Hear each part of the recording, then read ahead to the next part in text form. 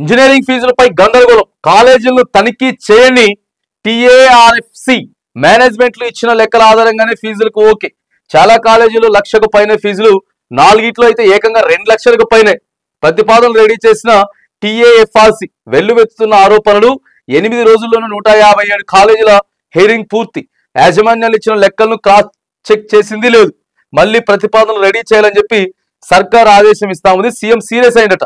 ఏం సీరియస్ అవుతుర్రో ఏమో కానీ ఆయన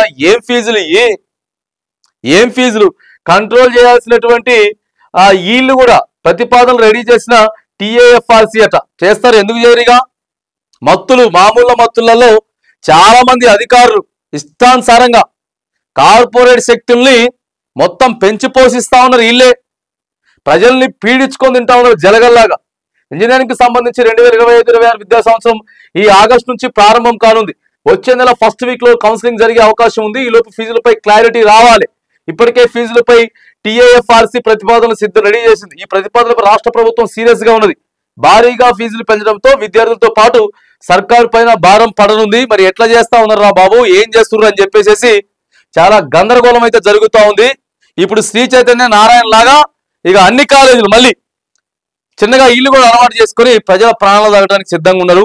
ఇప్పటికైనా సరే రాష్ట్ర ప్రభుత్వం మరి వెనక ఏమైనా కుట్ర జరుగుతున్నదా, ఏంది కథ? ఇదంతా కూడా మరి దయచేసి ఆలోచన చేయాలి. ఆలోచన చేసి ఈ ఫీజులను ఇప్పుడే నియంత్రించేట ప్రయత్నం చేయాలి.